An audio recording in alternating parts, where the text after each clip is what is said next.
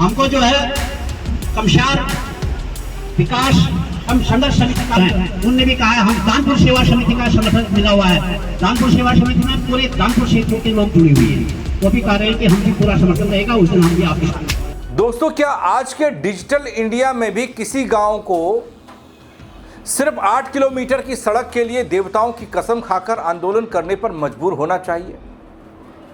उत्तराखंड को बड़े 26 साल हो गए दगड़ी, लेकिन बागेश्वर के कपकोट विधानसभा का मल्ला दानपुर क्षेत्र आज भी आदम युग में जीने को मजबूर है। जनप्रतिनिधियों के खोखले आश्वासनों से तंग आकर अब यहाँ की जनता ने भूमिया देवता को याद कर आर पार की लड़ाई का शंखनाद किया है। पिछले 1 महीने से फुलवाड़ी, फलाचौरा और खालीधार सड़क संपर्क समिति के बैनर तले ग्रामीण धरने पर बैठे हैं दोस्तों, और यह गुस्सा गांव-गांव फैलने लगा है। और सबसे बड़ी बात यह कि इस आंदोलन को बीजेपी के ही पूर्व विधायक का खुला समर्थन मिल रहा है। मौजूदा व्यवस्था की पोल खोलता यह आंदोलन दिख रहा है। आखिर क्यों मल्ला दानपुर के लोग आज भी उपेक्षित हैं, बताऊंगा आपको पूरी खबर अपने इस रिपोर्ट के जरिए। नमस्कार, पहला आंख में पंकज रौतेला, आप देख रहे हैं अपना उत्तराखंड। हमको जो है कमशार विकास हम संघर्ष समिति का उनने भी कहा है, हम दानपुर सेवा समिति का समर्थन मिला हुआ है। दानपुर सेवा समिति में पूरे दानपुर क्षेत्र के लोग जुड़े हुए हैं, वो भी कह रहे हैं कि हम भी पूरा समर्थन रहेगा, उस दिन हम भी आपके साथ। दोस्तों, उत्तराखंड के बागेश्वर जिले का कपकोट विधानसभा क्षेत्र और इस क्षेत्र का सबसे दुर्गम इलाका है ये मल्ला दानपुर। यहाँ के ग्रामीण आज भी एक अदद पक्की सड़क के लिए तरस रहे हैं। सालों साल जनप्रतिनिधियों के दफ्तरों के चक्कर काटने और सिर्फ झूठे आश्वासन मिलने के बाद अब ग्रामीणों के सब्र का बांध टूटा है। दोस्तों, लोक आस्था के प्रतीक भूमिया देवता उत्तराखंड के, उनका स्मरण कर, उन्हें याद कर ग्रामीणों ने फुलवाड़ी, फलाचौरा और खालीधार सड़क संपर्क समिति के बैनर तले महा आंदोलन शुरू किया है। पिछले 1 महीने से चल रहा यह धरना अब एक बड़ी जन क्रांति का रूप ले चुका है। मैं नहीं, आक्रोशित लोग कह रहे हैं और अपने जनप्रतिनिधियों से खासे नाराज भी हैं। और जहाँ तक सवाल है सड़क का, ये सड़क जो है की लड़ाई और इसकी मांग, इसकी डिमांड जो है 20 वर्ष से जारी है। पर जब हमारी नहीं सुनी गई किसी भी लेवल पर, किसी भी स्तर पर, तो आज मजबूर होकर के हम 23 जुलाई से जो है यहाँ पर आंदोलनरत हैं। और ये आंदोलन हमारा विभिन्न चरणों में चला हुआ है और तमाम हमारी मातृ शक्ति भी यहाँ पर हैं और युवा भी हैं, बुजुर्ग भी हैं। हम सब का मानना है कि जब तक धरातल पर सड़क नहीं बनती है तब तक हम यहाँ पर हमारा जो आंदोलन है वो चलता रहेगा। अभी जैसे सांकेतिक क्रमिक अनशन चल रहा है, इसके बाद जो है हमारा 21 तारीख को जो है बागेश्वर में आक्रोश रैली निकलेगी। उसके बाद क्रमिक अनशन शुरू होगा। उसके बाद हमारा जो है बाद में 2 अक्टूबर से आमरण अनशन शुरू होगा। और अगर किसी कारण से अधिसूचना जारी होती है तो उसके बाद हम इस आंदोलन को यहाँ समाप्त नहीं करेंगे, इसको समेट करके घर के अंदर ले जाएंगे। प्रत्येक घर के अंदर जो है हमारा अधिकार होगा कि हम अपने घर से ही आंदोलन चलाएंगे।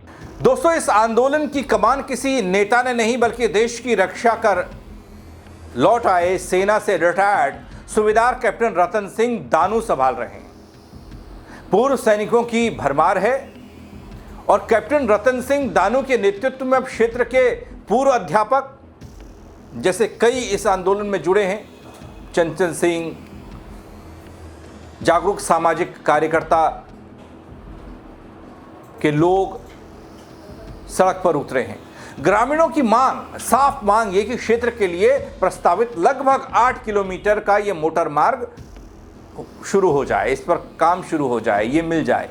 दोस्तों, लोग चाहते हैं कि इसमें कोई कोताही ना हो और लंबे वक्त से ये मांग चली आ रही है, तो इस पर कोई बहानेबाजी की गुंजाइश है ही नहीं। अगर काम शुरू नहीं हुआ तो यह आंदोलन मल्ला दानपुर के हर एक गांव और हर एक घर तक फैल जाएगा। लेकिन मेरे समझ में नहीं आता, जब कपकोट के परिप्रेक्ष्य में हम लोग बात करते हैं तो विकास की कौन सी परिभाषा को हम कहें। एक विकास तो ऐसा है कि बोरों के हिसाब से यहाँ पैसा आता है, लेकिन वो सरयू नदी हमारी इतनी बड़ी आती है चातुर्मास, वो बह के फिर टनकपुर चले जाते हैं।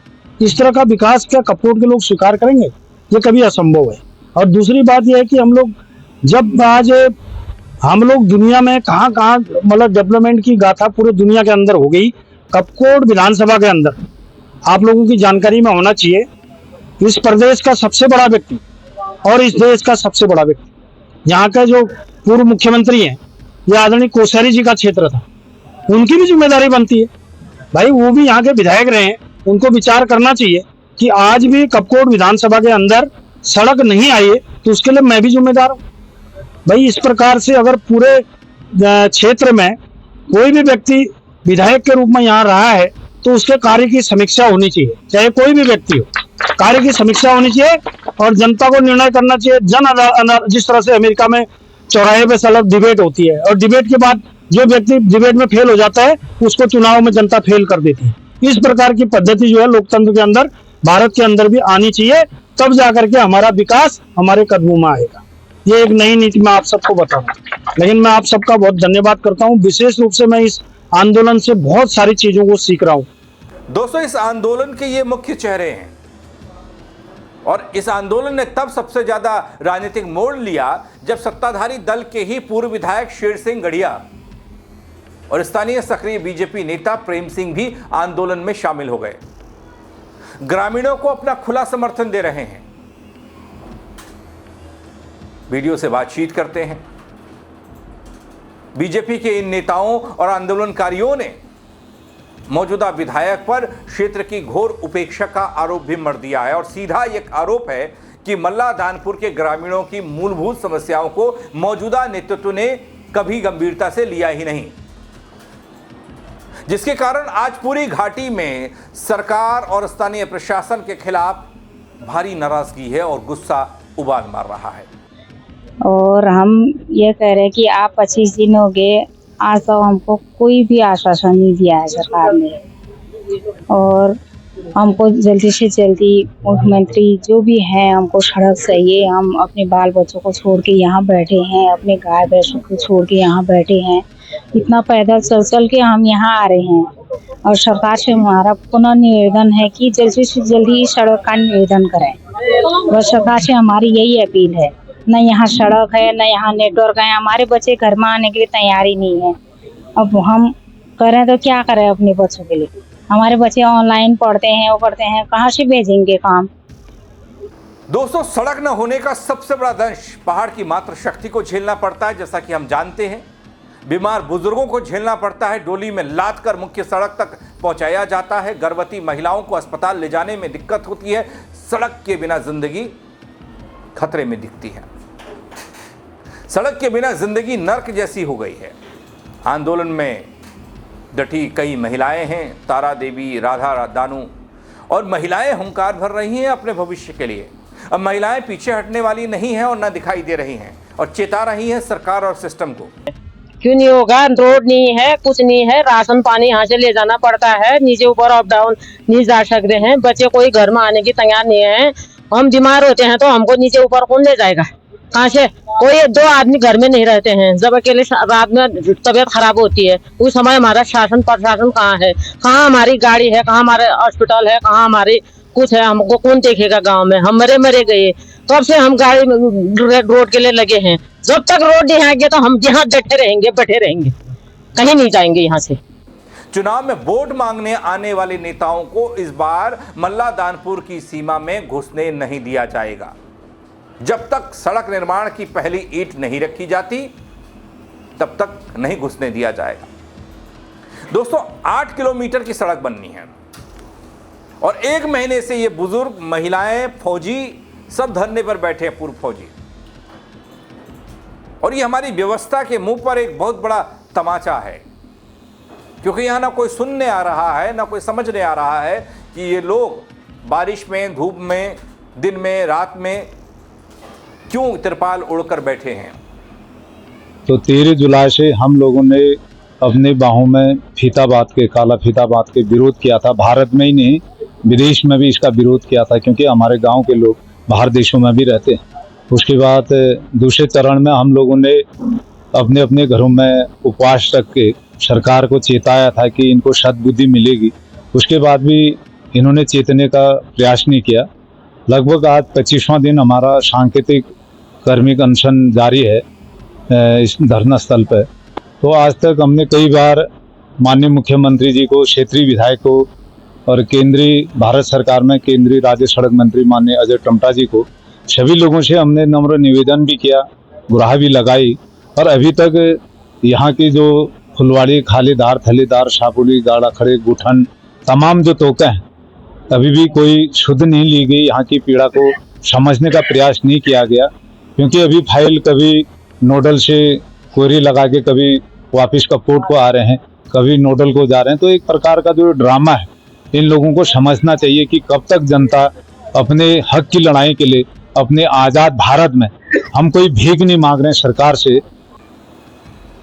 हालांकि ऐसा नहीं है कि इनको आश्वासन कभी मिला नहीं। जब भी इनकी फाइल आगे बढ़ती है बल या देहरादून पहुंचती है बल, तब तक इनको आश्वासन मिलता है कि इस बार पक्का, बस सरकार बनी नहीं, आपकी सड़क भी बनी नहीं। लेकिन सड़क के नाम पर एक पत्थर, कंक्रीट, ईंट कुछ नहीं जुड़ा। दशकों हो गए। अब जन आक्रोश गांव-गांव फैल रहा है, बड़े आंदोलन का रूप ले रहा है। शासन प्रशासन की नींद कब टूटती है, यह देखना होगा। बागेश्वर के मल्ला दानपुर के लोगों की आवाज को देहरादून और दिल्ली के गलियारे तक पहुंचाने के लिए दोस्तों, इस वीडियो को फेसबुक पर देख रहे हैं तो वहां से शेयर कर दीजिए, यूट्यूब पर देख रहे हैं तो वहां पर ज़्यादा से ज़्यादा शेयर कर दीजिए और कमेंट करके अपनी राय लिख दीजिए कि आखिर ये धोखेबाजी कब तक चलेगी। अब तो रजत जयंती भी मना चुका है उत्तराखंड, 26 साल हो गए, चुनाव नज़दीक है अगला वाला, सरकार किसी न किसी की तो आएगी। और ऐसा नहीं है कि इससे पहले भी सरकार बीजेपी की रही हो, कांग्रेस की भी रही है, मुद्दा दोनों ही सरकारों में उठा है। लेकिन 8 किलोमीटर का एक सड़क का हिस्सा नहीं बना पाया हमारा सिस्टम। बड़े अफसोस की बात है दोस्तों। कमेंट के जरिए अपनी राय इस खबर पर दीजिएगा दोस्तों, शेयर करिएगा इतना कि जिम्मेदारों तक पहुंचे, उनके कानों तक पहुंचे और उनकी नींद टूटे। फेसबुक पर देख रहे हैं फॉलो जरूर कर लीजिएगा, यूट्यूब पर देख रहे हैं सब्सक्राइब नहीं किया है वो करना ना भूलें दोस्तों। मेरे साथ जुड़ने के लिए आप सबका बहुत शुक्रिया। जय उत्तराखंड। हमको जो है कमशार विकास हम संघर्ष समिति का, उनने भी कहा है, हम दानपुर सेवा समिति का संगठन मिला हुआ है। दानपुर सेवा समिति में पूरे दानपुर क्षेत्र के लोग जुड़े हुए हैं, वो भी कह रहे हैं कि हम भी पूरा समर्थन रहेगा, उस दिन हम भी आपके